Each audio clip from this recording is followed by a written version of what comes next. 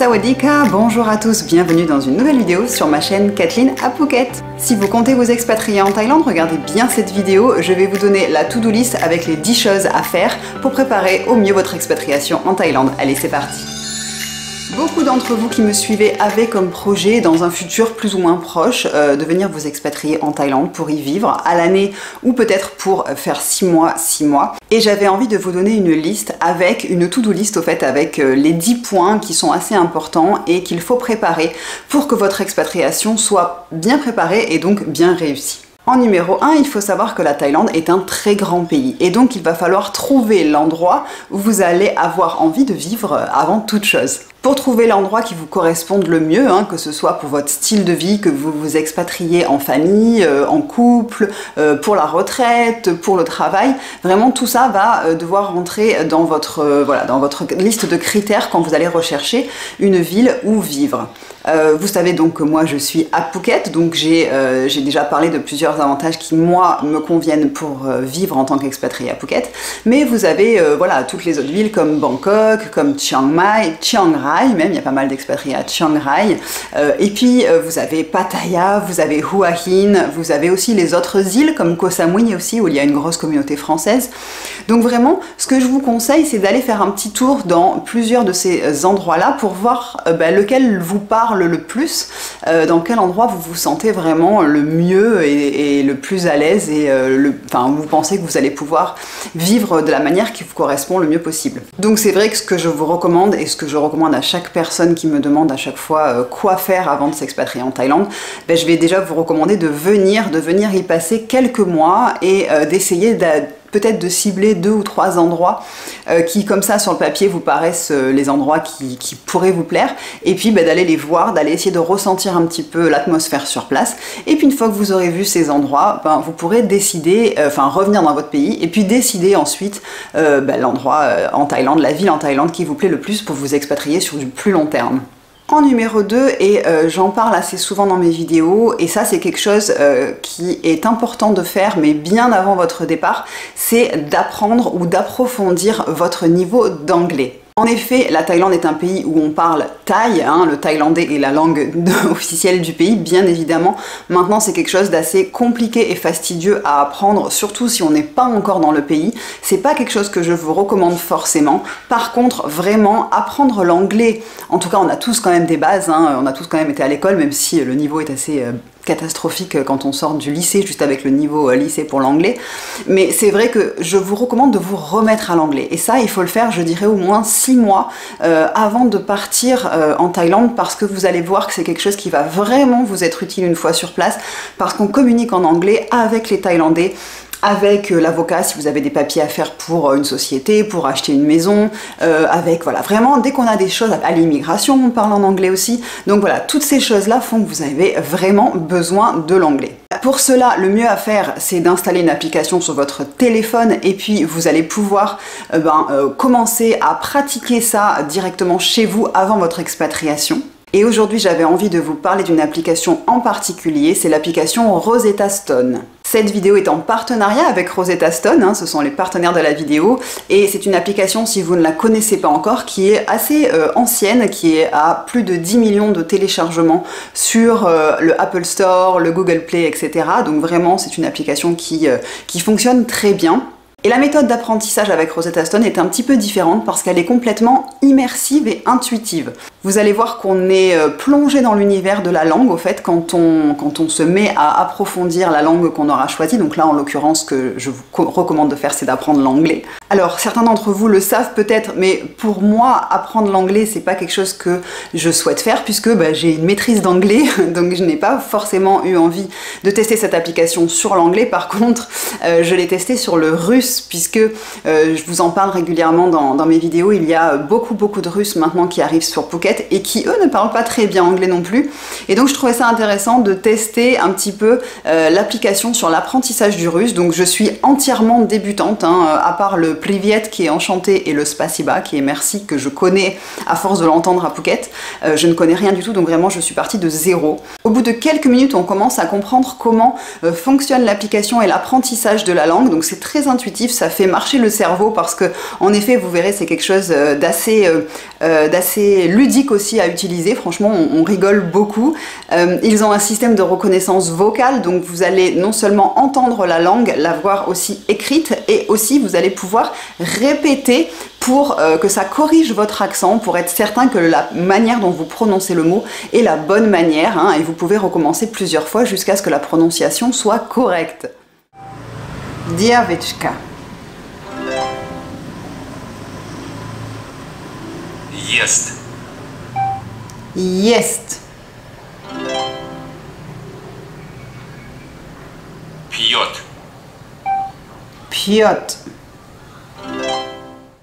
Mais vraiment, je vous le recommande pour approfondir vos bases d'anglais. Vous pouvez aussi choisir sur quel type de vocabulaire vous avez envie d'approfondir votre niveau d'anglais. Si vous êtes intéressé pour télécharger l'application Rosetta Stone, j'ai une remise exceptionnelle de moins 50% pour l'abonnement Lifetime. Donc l'abonnement Lifetime, qu'est-ce que ça veut dire Lifetime?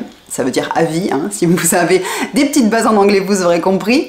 Pour seulement 174,50 € au lieu de 349 €. Pour ce prix-là, vous avez accès aux 24 langues qui sont dans l'application et pour une durée illimitée, c'est-à-dire donc à vie, comme son nom l'indique.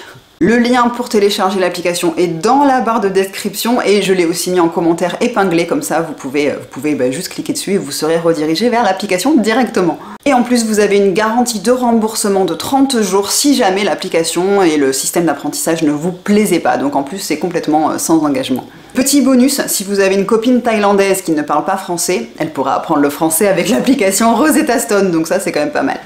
En numéro 3, renseignez-vous sur les visas, puisque en effet il y a plein de types de visas qui existent pour la Thaïlande selon encore une fois la situation et ce que vous comptez y faire. J'ai fait une vidéo sur les visas, donc qui répertorie vraiment tous les types de visas pour la Thaïlande. Je vous remets la petite miniature ici. Et il y aura aussi le lien en barre de description si vous voulez en savoir plus. Mais c'est vrai que ce que je vous conseille, c'est lorsque vous venez pour le repérage de venir avec un simple visa touriste, hein, ou une exemption de visa éventuellement, c'est-à-dire sans aucun visa pour 30 jours actuellement. Et ensuite, une fois que vous savez qu'est-ce qui va vous correspondre comme visa selon votre projet de vie en Thaïlande, vous pourrez faire les démarches directement depuis votre pays et venir ensuite en Thaïlande avec le bon visa, celui qui vous correspondra, voilà, selon votre situation, que vous soyez retraité, étudiant, business, donc un visa de travail également, pourquoi pas. En numéro 4, et je ne le répéterai jamais assez, c'est de préparer vos finances. Ne venez pas en Thaïlande en vous disant que vous trouverez du travail une fois sur place, que vous trouverez des petits boulots à droite à gauche pour subvenir à vos besoins.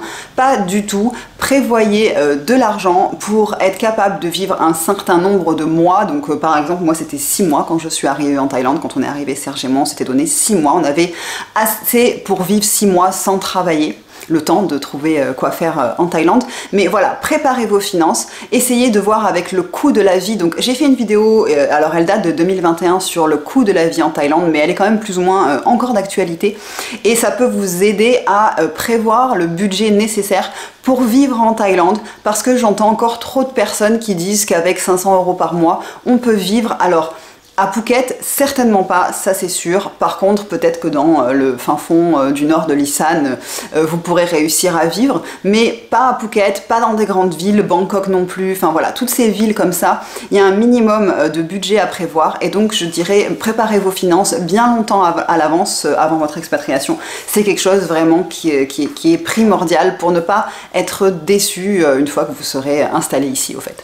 En numéro 5, et ça c'est quelque chose qu'il faut préparer avant votre arrivée en Thaïlande, c'est l'assurance santé.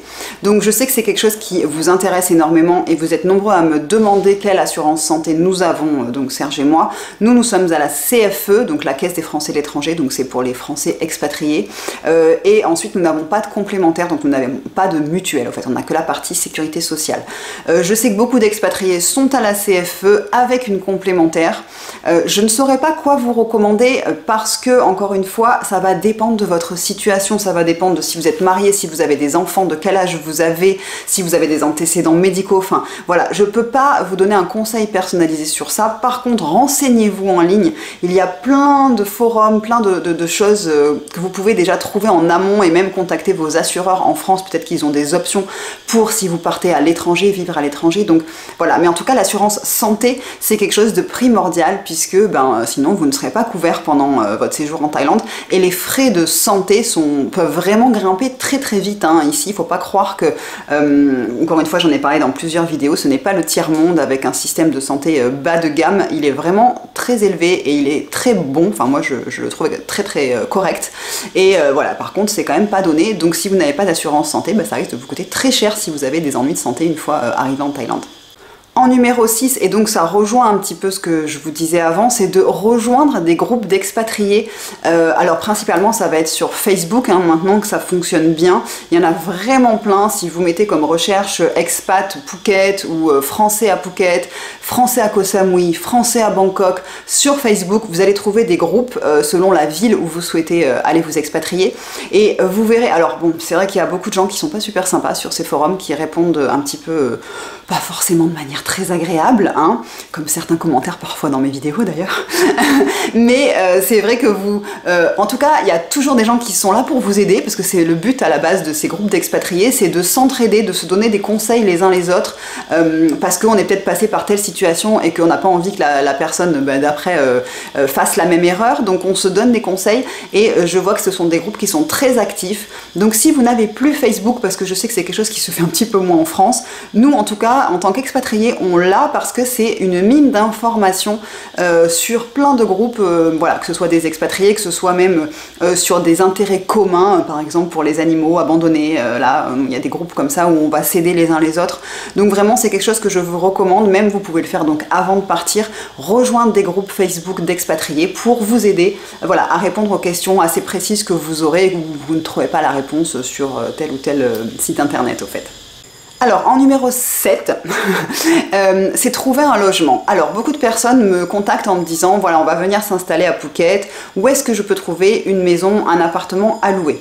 C'est pas quelque chose que je vous conseille de faire avant d'être sur place, arrivé au fait dans la ville où vous souhaitez vivre, puisque tout va dépendre, c'est pas uniquement en fait de la photo que vous aurez trouvée sur internet ou sur un site d'agence immobilière.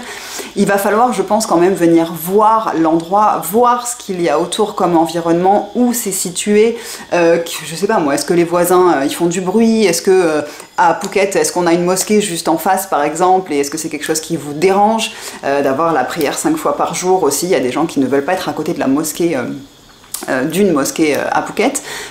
Donc voilà, je vous recommande de regarder en ligne sur des sites, encore une fois Facebook Marketplace, ça marche très bien, vous avez aussi plein d'agences immobilières sur Phuket, mais je vous conseillerais plus de faire du repérage, c'est-à-dire de voir les prix, de voir qu'est-ce que vous trouvez comme type d'appartement ou de maison qui pourrait vous convenir et pour combien, et voilà, de faire une petite présélection et de se dire, bon, ok, voilà, quand je serai arrivé, donc je prends exemple Phuket, quand je serai arrivé à Phuket, je vais aller voir telle et telle agence, je vais contacter telle et telle personne sur Facebook parce que je trouvais que c'était des endroits qui avaient l'air sympas, voilà, sur papier, mais en l'occurrence sur l'écran, et je pourrais regarder vraiment, voilà, une fois sur place. Donc c'est pas quelque chose, moi, que je vais vous recommander de trouver un logement à distance. Je vous recommande plutôt de venir, et encore une fois pendant cette période de repérage, de faire des visites de maisons, d'appartements et de choisir après, voilà, une fois sur place pour votre future expatriation, le logement qui vous conviendra.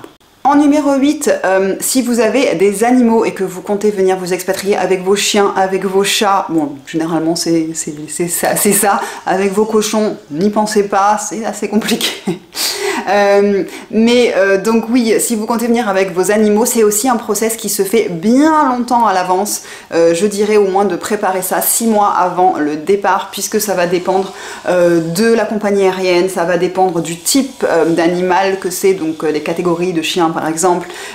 Voilà, il y a plein de choses à prendre en compte. J'en ai parlé dans une vidéo aussi sur préparer son expatriation avec un animal de compagnie. Donc je vous remets la petite image, la petite miniature ici ici et éventuellement le lien dans la barre de description aussi, parce que vous aurez toutes les informations qu'il faut savoir avant de venir s'installer donc en Thaïlande avec son animal de compagnie, parce que c'est assez compliqué et c'est pas quelque chose qui se prévoit à la dernière minute au fait, il faut vraiment l'anticiper.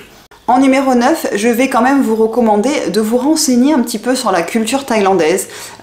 J'ai des personnes qui me contactent et qui ne connaissent pas du tout la Thaïlande, qui n'ont même jamais été en vacances en Asie du tout, donc je vous conseillerais quand même de lire un petit peu des choses en ligne sur la Thaïlande, sur peut-être Phuket ou Bangkok, ou voilà, la culture en général thaïlandaise. Vous entendez d'ailleurs là, si vous l'entendez au fond, il y a le marchand de glace qui passe dans la rue, le marchand de glace à la noix de coco.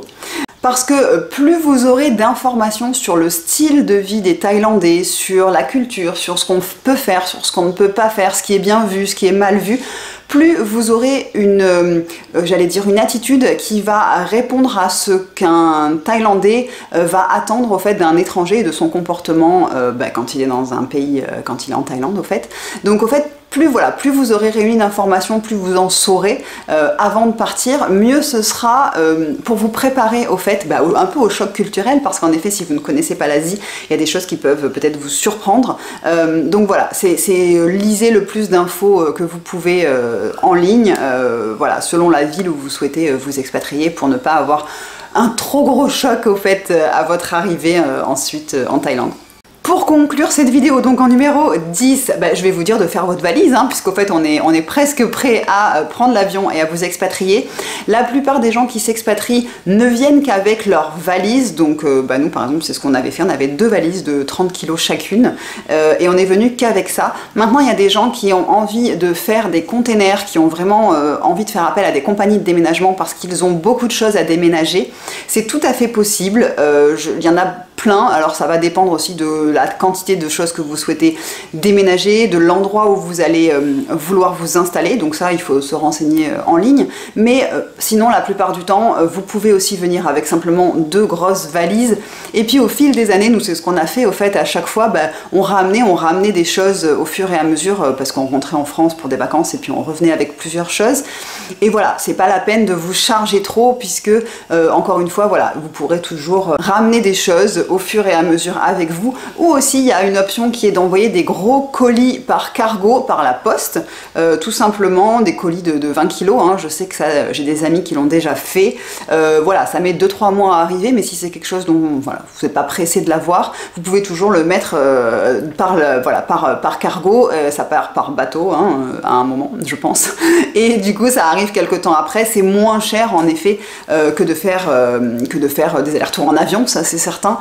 Mais voilà, c'est des choses que vous pouvez tout à fait faire. Ne prenez pas d'affaires d'hiver, et puis dites-vous aussi que vous pourrez acheter presque tout sur place, donc ne vous encombrez pas de choses qui pourraient être inutiles. Si vous comptez vraiment venir vivre ici à l'année, ça vaut parfois le coup de vendre plein de choses que vous avez en France, et puis vous pourrez racheter pas mal de choses une fois que vous serez ici, parce que le style de vie que l'on a lorsqu'on vit en Thaïlande, dans un pays tropical, n'est pas du tout le même que ce qu'on a en Europe, donc il y a plein de choses que vous ne mettrez plus, que vous n'utiliserez plus, enfin vous allez faire des économies sur les sacs à main, les filles, les chaussures, voilà, je parle des filles en tout cas, mais voilà, on n'a pas du tout le même style de vie, donc ne vous inquiétez pas, pour ça vous pourrez tout racheter ici et on trouve de tout.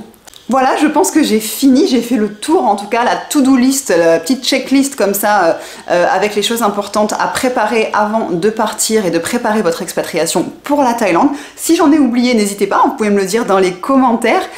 Ensuite, n'hésitez surtout pas à vous abonner, il vous suffit juste de cliquer en dessous. On est de plus en plus sur la chaîne, donc vraiment je vous remercie. Voilà, n'hésitez pas à me contacter aussi dans les commentaires ou par email si vous avez des questions, à venir sur mon compte Instagram Kathleen Phuket, je partage des petites stories de notre quotidien tous les jours. Voilà, je vous remercie d'avoir regardé cette vidéo jusqu'au bout, je vous souhaite une belle journée et je vous retrouve samedi prochain 11 h pour une nouvelle vidéo. Bye bye.